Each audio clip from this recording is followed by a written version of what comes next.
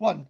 So today we're looking at two very, very separate topics. They're both about landscape archaeology, and one was to follow on from last week. It's to look a little bit more about geophysics. Now, I wanted to do it from the perspective of a site that we know, Killian. But there's one thing that I've studied with in regards to the geophysics. I haven't managed to track down any original geophysics surveys for Killian, but I've got an outline of the buildings that they were able to understand from the Killian site. So we look at magnetometry, and I've got a little bit of a video to show with that. It's a quick video, actually. And then after that, we're going to look at bricks.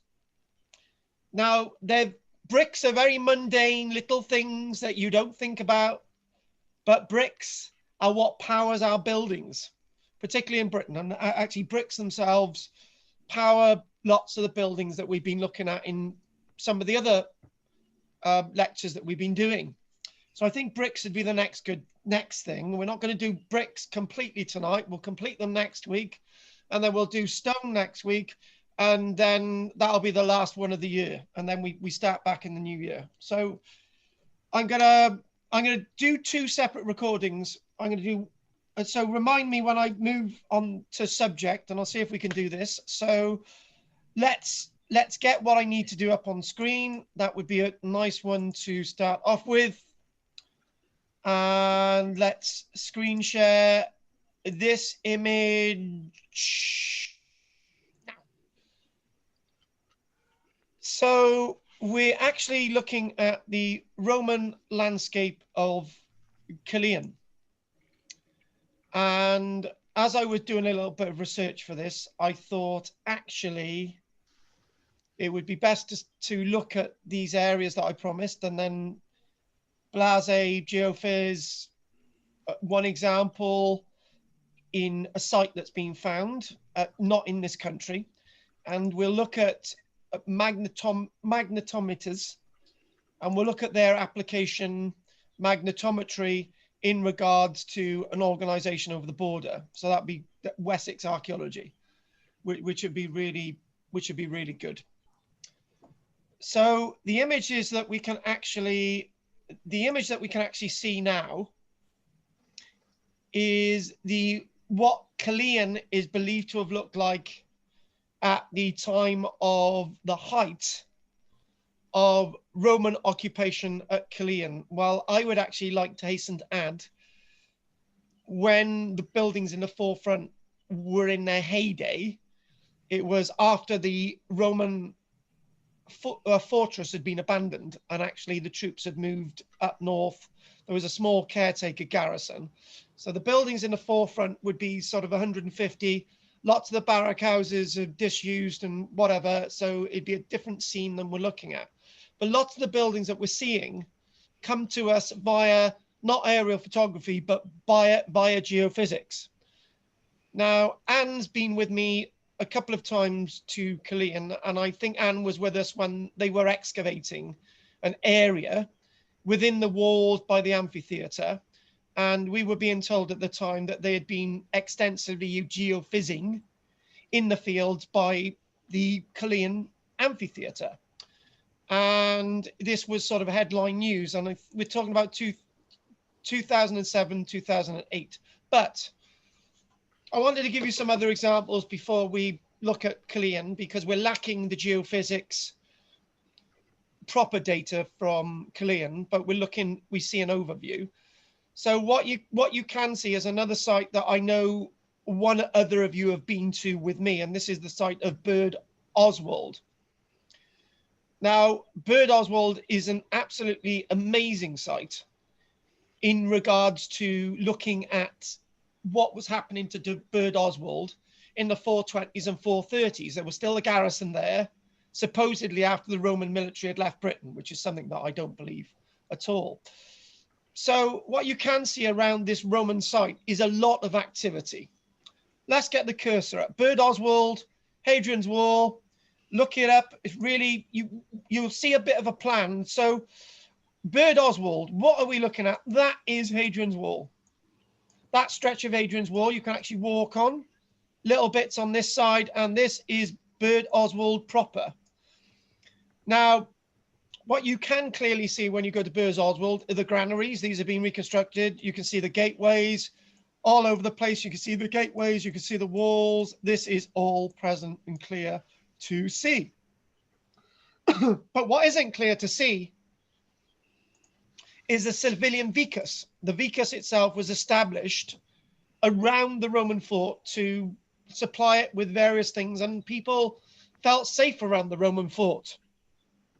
And what you can see clearly is that the civilian vicus that they've actually surveyed is as big an area as actually the fort itself. And they haven't actually surveyed this area south, and they haven't surveyed lots of this either. And you can see in the north of Hadrian's Wall, there's lots of activity. Now, we know this via geophysical survey. We could see some of this via aerial photography and maybe LiDAR techniques. But geophysics really faces us down on the ground. Now, as we mentioned, some geophysics detects the metallic resistance in the ground. So say, for example, a hearth, that's got a magnetized metallic resistance, which we'll talk about. We'll go look at a little bit more detail. And Michelle's thought many times that what archaeology currently needs is something different. We need to have a geophys kit. But I think if we had a geophys kit, Richard's going to be insisting that we ditch our sessions on a Wednesday and I go out geophysing the whole of Barry. And I'm sure Bill would like me to do the same with my steg. So I think we've got a few more things to do other than geophysing. But as you can see, geophys is like a really interesting way and a really powerful way of looking at the landscape, but without digging it at all. One thing that you can't get with geophysics yet, but you can in a way, taking my words away, is to work out the datings of sites, because it all looks like, you know, blobs of buildings. What's really happened here is there's been buildings above buildings above buildings, different stages. We're getting to the stage that we can actually work out the phases of buildings using geophys, but I'm not a geophysicist. I'm an archaeologist, and I'm not going to attempt to try and do that today. But the science is coming that we can look at a geophysical survey and we can work out that that was built 100 years AD and that was built 150 years AD and so on and so on. So this is the way we're looking with this. So if we look at another image before we even get to Killian, this is a site at Transcoed. This site itself up in Gwynedd is a new Roman fort that they've discovered very, very recently, Transcoed. And this site itself, you can clearly see a Roman fort, which wasn't known about before. Now, even by briefly looking at this and briefly interpreting it and giving it so little time, you can work out that you've got the bank of the Roman fort, you've got an indication of a ditch, you've got the barracks inside, and what you can see is a civilian vicus developing along outside the main gates. And there's lots of other field boundaries. Look at these little things. That's a roundhouse. That's from an earlier period. So immediately I've told you something. Roundhouses, earlier period, square rectangular buildings, Roman, job done. We've got something all together. One thing that geophys can do is, even if there's a higgledy-piggledy amount of buildings in a field and they're all Roman, I'm sure the geophysicist would struggle to work out the different dates for the Roman buildings in a field and the phases. But if you've got a rectangular building in a field and you've got a circular building of a certain type and you've got a long linear thing of another type, the geophysics can tell you that one's Neolithic, one's Iron Age, and one's Roman. That's what we can do. That's what we can do. So if we move on a little bit more, this is another absolutely amazing, fascinating site. Now, and do you know what, right? I'm saying that, and I'm I've totally forgotten which one this is, which is slightly embarrassing. I got really excited about that earlier on. But one thing that is really clear is what we can see is this fort itself. There was two forts there at one stage, and years one fort and years the later fort. So obviously where there's a lot of activity, that's going to be the later fort, and that one's going to be the earlier fort. So you're getting this idea that this is, and on the ground, you walk on the ground and there's nothing. It's as flat as a pancake. Most Roman fort sites, temporary Roman forts, they're flat as pancakes. There's nothing on them at all. They've been plowed out, whatever. But the geophys, what really happens is, as over the years the landscape's been flattened, the magnetic metallic resistance of what's in the soil builds up. So what you have, you've got the ditches, and all the material goes into the ditch, and that ditch is full of magnetized metallic resistance signatures and all the rest of it, using the different detection techniques that the likes of geophysics can actually offer us.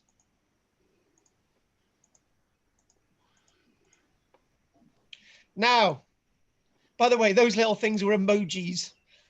And basically, if anyone joins my little channel on YouTube, you get little emojis and little videos and all the rest of it. But that's something else. Right, mapping Iska Killian. Geophysical investigation of Priory Field, Killian. Now, this is dated 2007. Now, if we did go, I think Anne was with me. I think they were doing work there in 2007 to 2006. Anne, I think it was. We went on a little bit of a field trip. Or no, hang on a minute. That wouldn't have been. No, it would have been 2007. They were working there in 2007. That's when we went there, and they were constantly talking about the excavation and constantly talking about the geophysics. And it basically mentions a few of the bits and pieces that we're going to quickly look at now. So, report on geophysical and topographical surveys undertaken 2006 of Priory Field in the southwestern corner of the legionary fortress of Iska, in an area not previously subject to archaeological excavations or to significant development. We'll show you where that is, but that's inside the fort. What really particularly gets me is what they found outside the fort, beyond the amphitheatre, as we've already mentioned. It says the main objectives were to locate and identify the remains of buildings and to investigate how this part of Killian had been used in the centuries since the Roman period. The results of the surveys indicate a clear plan of the arrangement of buildings in the southwestern part of the fortress. Again, I'll show you that, including 8 centurial barrack blocks and 3 stories buildings, probably granaries, which we saw the excavations of in 2007. Part of a substantial courtyard building fronted by a large open space was also identified. Again, we did see that when Anne was with us that day. So they have been, let's just show you something a minute. What the area that's just mentioned, there we go. What we've just mentioned is this is Priory Field. These are the big sort of courtyard buildings. Those are the granaries. These are the these are the 8 barrack blocks it's describing. And this itself, these buildings here, and these along a main high street have been what's been surveyed in the period that we're going to look at. So now you know what we're talking about, and the River Usk is there. And the River Usk itself has slightly changed and meandered over the years. So if we want to sort of go back a little bit, so get that there, and we want to do this. So they're not just working there in 2006, 2007, it goes up to 2011.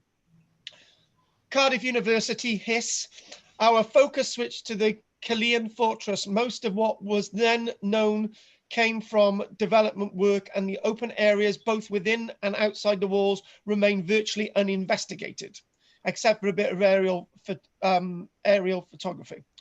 The first year of the project, 2006, looked at the priory field in the southwest corner of the fortress, identifying both the fortress granaries and a storehouse. Geophys, later excavated by Cardiff University of College London project. Later still within the fortress, survey revealed an enormous metalworking building, and then civilian buildings with horizontal plots behind lining the road outside the west gate of the fortress, which I've just shown you. The most unexpected discoveries were to the southwest of the fortress, where a large, very large area of formal buildings was discovered running down the slope towards a quay. This area was investigated through excavations in 2010 and 2011, but much remains unknown about the purpose of the monumental section of the Canna Bay. Now, that building that we're going to look at, it still had a running water system underneath it. They were gobsmacked that there was a water system running somewhere around the amphitheater, and it ran under the building that we just described, and there was water still running through it. A drain still worked after not 2,000 years, but close on. So what we're talking about is this purple building here. And the one thing that I say about Killian, and I'll be very clear about this, very, very clear. And this 99% of all archaeologists on the planet will disagree with me, but it's good to have a bit of disagreement in archaeology. I always say that the fort's being developed and the amphitheater is developed after the fort is abandoned. And the reason why I'm saying that, if somebody attacks the fort, they hide behind the amphitheater and the Romans can't get you.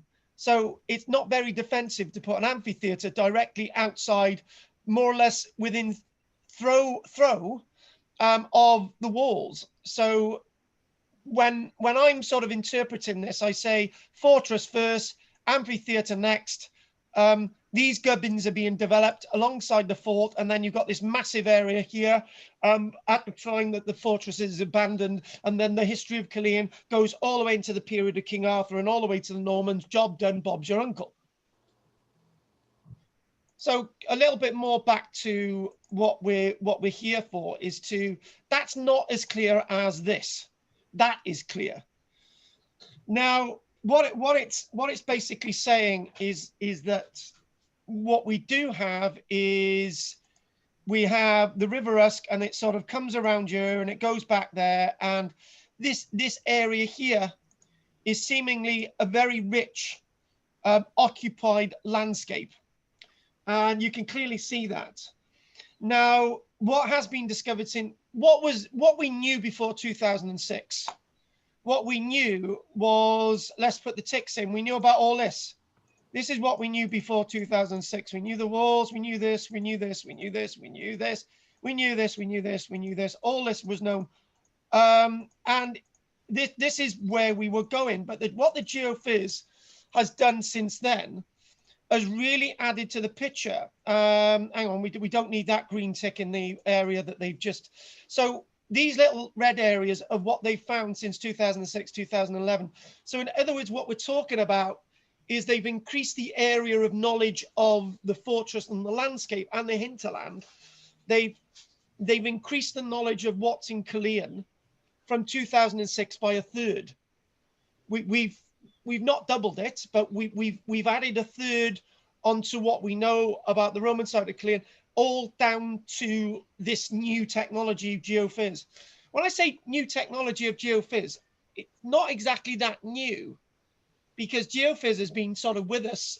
When people started metal detecting, that's early Geophys. And they had metal detectors in the First World War and before that. In fact, metal detectors were available in the 1920s.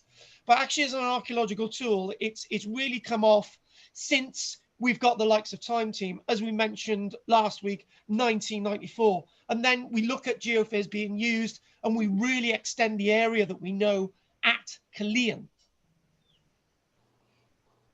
Let's move on. So that's what we used to know. And then if we go back again, and that's what we now know. You see the difference? There you go. So the big change, that when I say that's what we used to know, that's sort of what we used to know before probably 1950 odd or somewhere like that. So So in 60, 70 years, we've really masked what we know. So that man is actually geophysics at Killian.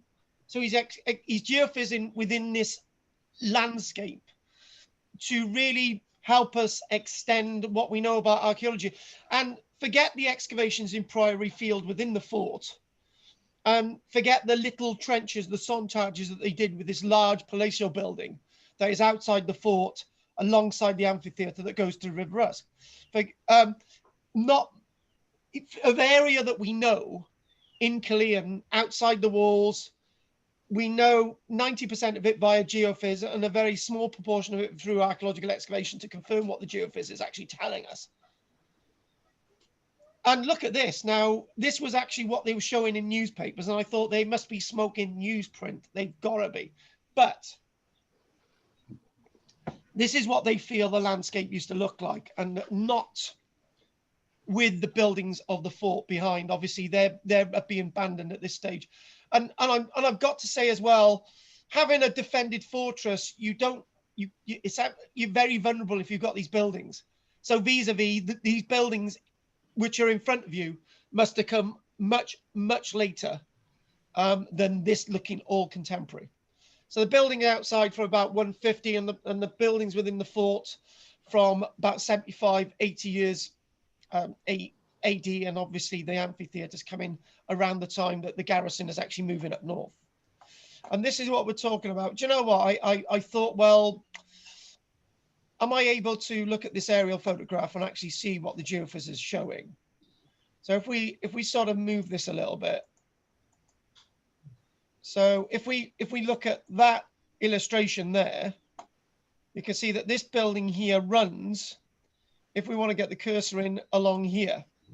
And you can't see any of it from aerial photography. But it was a massive building, a huge building.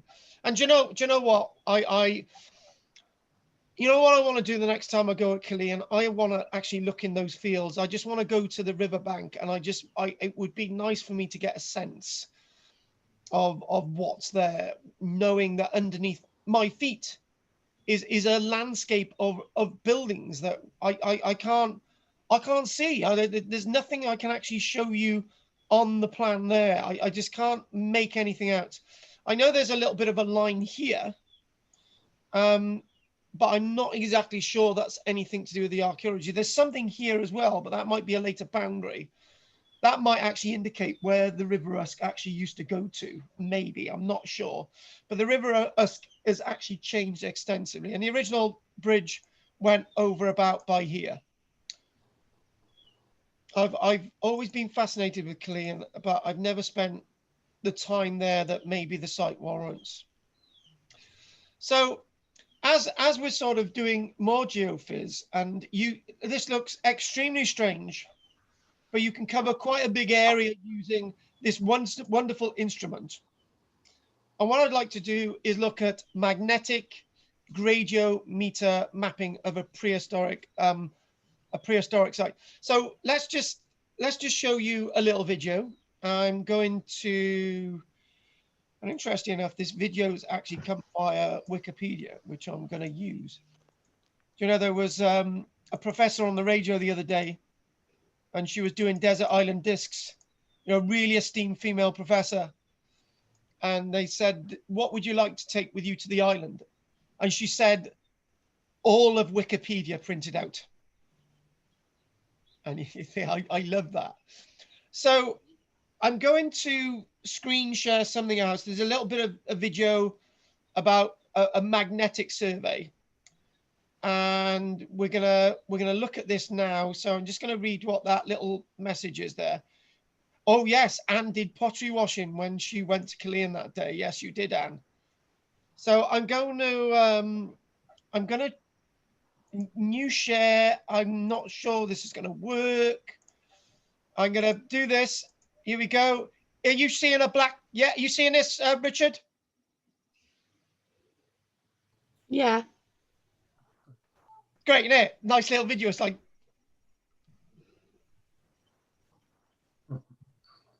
just see how rapidly that was. So let's just do that again. So what we're talking about, the lines have been laid out. This is in Pembroke Castle, this is.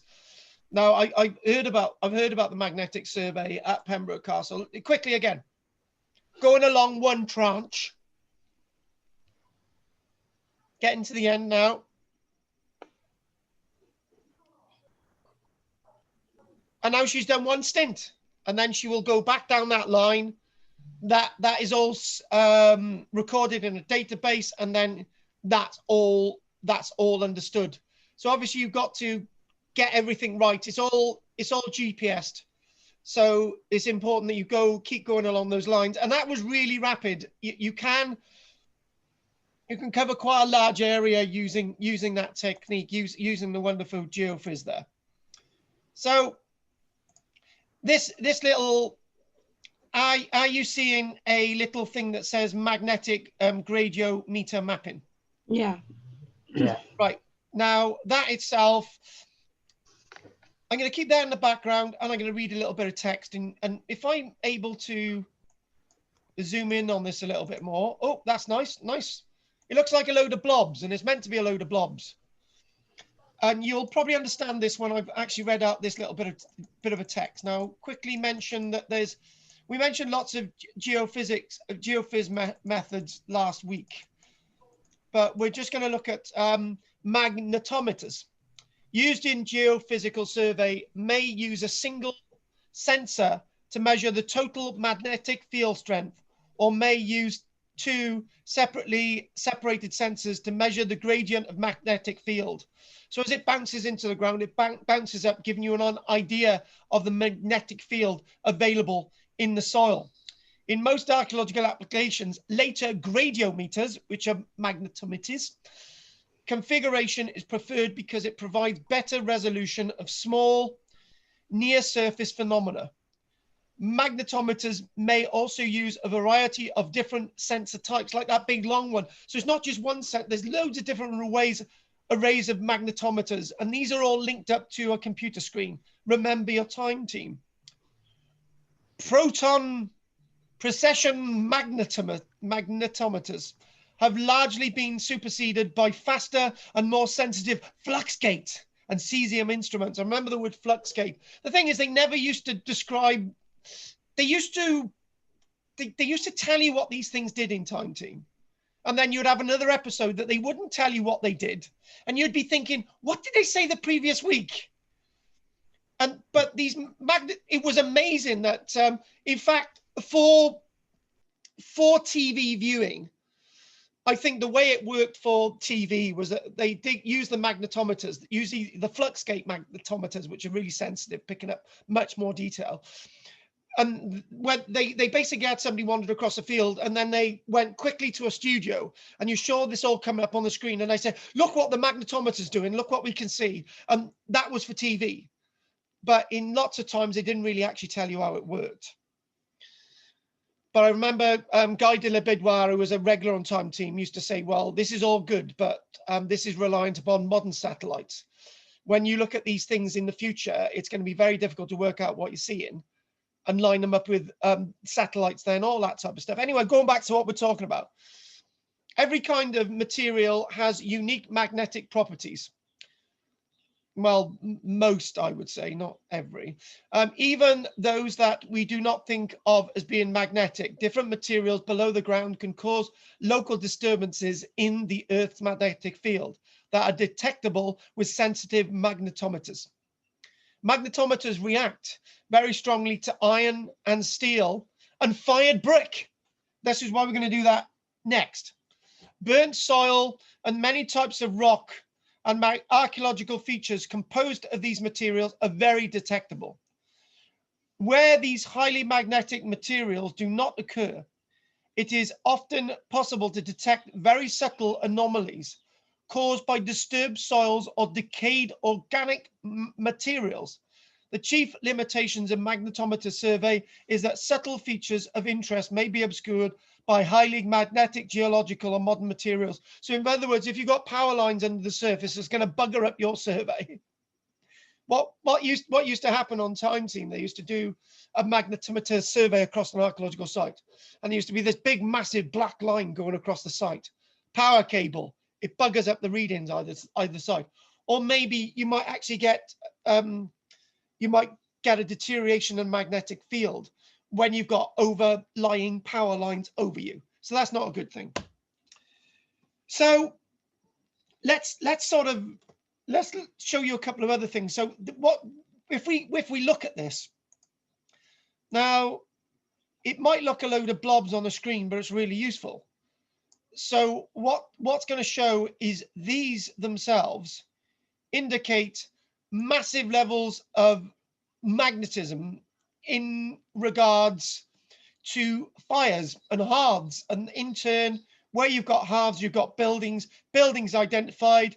This would be a map of a prehistoric landscape. Job done. This is what we're looking at.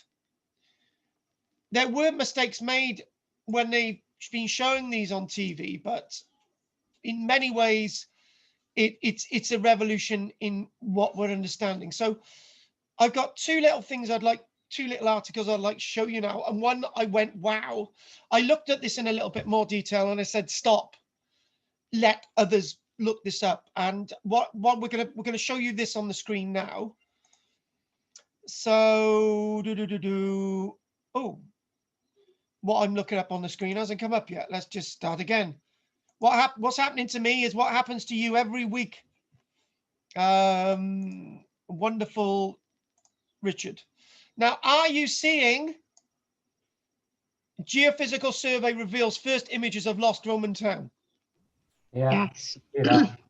Now, what I would like to do is I would like you to take notes of this geophysical survey. And Ellen's just joined us. No, nice of you to join us, Ellen. We're looking at geophysical survey. We're recording this in 2 bits, so you can pick up the first bit online. So geophysical survey reveals first images of lost Roman town. This isn't in Britain. So that's in a field. Nobody knew it was there. And this is an ancient Italian town whose remains are buried beneath the earth, has been mapped by a team of researchers revealing evidence of a bustling social and economic settlement 1,500 years ago, found thanks to geophysical survey. Now, as we've already indicated at Trowscoid up in northern Cymru, at Trowscoid itself, we found a Roman fort.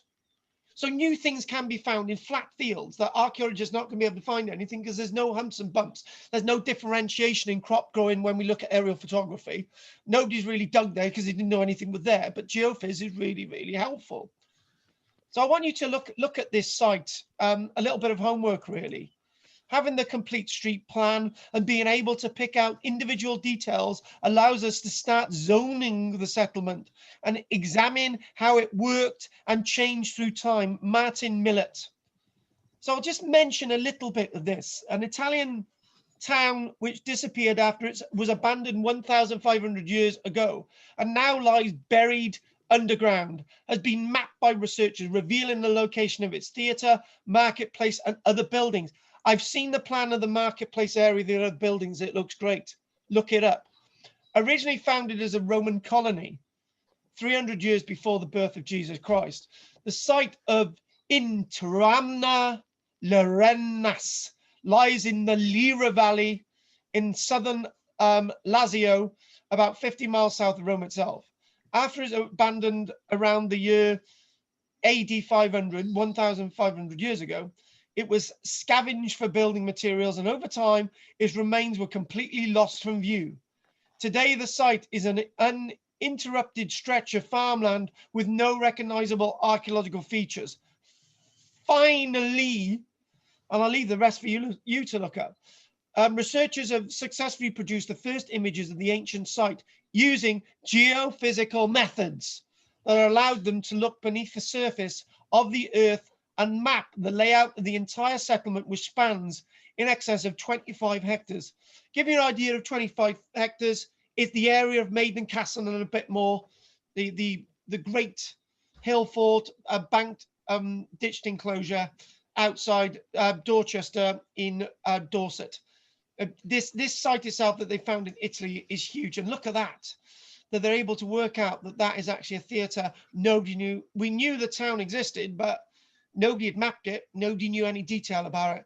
And this is how powerful geophys is. You don't need to dig into the ground. You don't need to have expensive planes using clearances to fly over the landscape, a bit of permission from the local farmer, a couple of bottles of whiskey, and you're away, and you can survey the site. Actually, when we used to do some work in the Vale of Glamorgan, we used to knock on the farmer's door and we used to say, here's a bottle of whiskey, can we survey your land? And they would always say yes. But it would always have to be not Bell's, it would have to be another brand. Anyway, I'm talking something else now. So are you seeing this that says techniques magnetometry? Yeah. Good. This is Wessex archaeology. Now, Phil Harding, the archaeologist, works for Wessex Archaeology. They use lots of their stuff when they used to do Time Team. And I'll just read this out word for word in front of you. So look at that. A magnetometer finding the outlines of roundhouses. Look at that, as clear as day.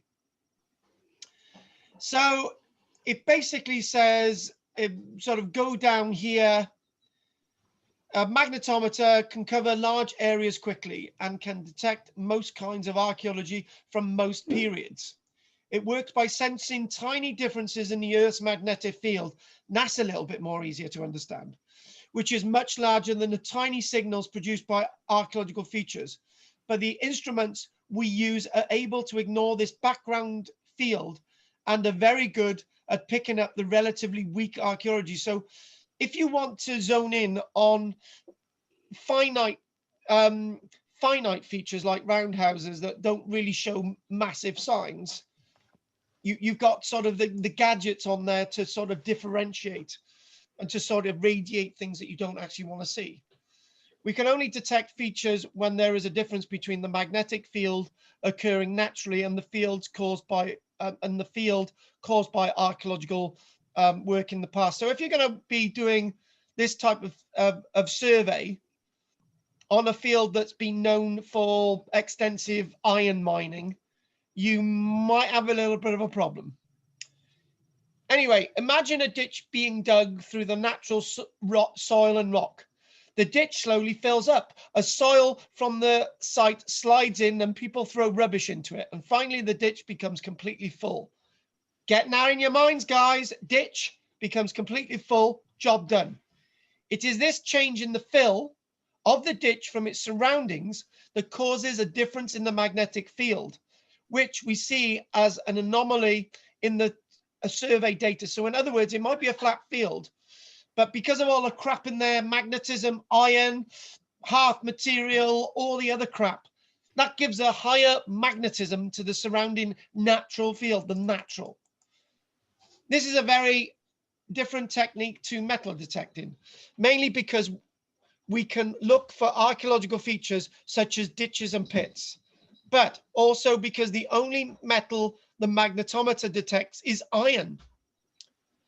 These ferrous objects act just like magnets and have north and south ends. They also tend to produce much stronger anomalies than most other things and show as spikes from positive to negative over a short distance. So half there, positive, nothing there, a little bit further on. Sometimes being able to detect iron can be useful, but mostly the ferrous anomalies we find are just bits of tractor and old steel cans. This also means that our clothes and shoes must be completely free of any zips and press studs. Shopping can be a challenge. So in other words, you've got to wear appropriate clothing when you're doing magnetometry survey. We display the survey data so that negative readings are white through shades of gray to positive readings are black.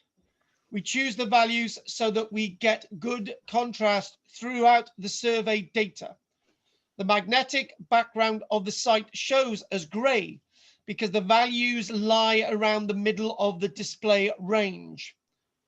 The image shows part of a survey we conducted earlier this year, the one above, that was actually in 2008. So we look at that, just have a look at there again. Okay, so we're going to look at the text again. The two circular anomalies are barrows or burial mounds. Oh, actually said they were roundhouses, sorry. The larger one is about 40 meters wide and the smaller one 33 meters wide. After we processed the GPS data we collected as part of the survey, it became clear that the barrows sit on top of a long ridge that was barely visible in the field. So they found barrows that had been completely lost. With similar sort of readings if you were working out the outlines of roundhouses from the Bronze Age as well.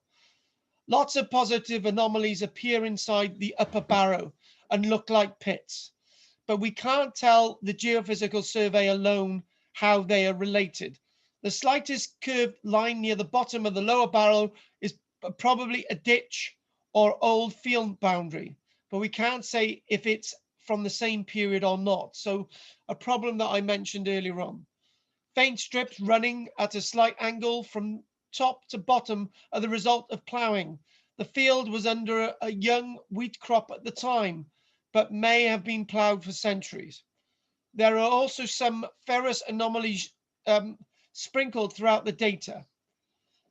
These stand out because of their characteristic magnetic response. So that makes more sense. So you should be able to understand magnetometry a little bit more and geophysical survey. So what we're going to do, we've got a little bit more time to look at bricks and landscape archaeology, but we will have to complete the rest of that next week. So we'll do a bit in a moment. But have we got any questions about this part of geophysics today? Is anyone got anything they'd like to say? If they need to say it now. Mic's off. Okay, so I'm just going to take a drink. And if you want to ask anything about geophysics, you need to do so now. And quickly. I was just going to say that they were actually selling a town near that site. They're selling a town for 90p a house. Where to? In Italy. In Italy. Why? What's that got to do? What's the relevance? Has that got to do with geophysics? I was wondering if it was the same site, you know, but no. I don't know. Do that as your own research. Actually, your own research needs to be to find out. I will certainly have a look. A whole town for 90p. That's good. No, one house. I don't know how that came into being a town. Right. So what we're going to do, I'm going to mute you all again. My head's gone. And it's good to see you, Ellen. You look cold. So let's do the next bit. So we're going to stop that bit.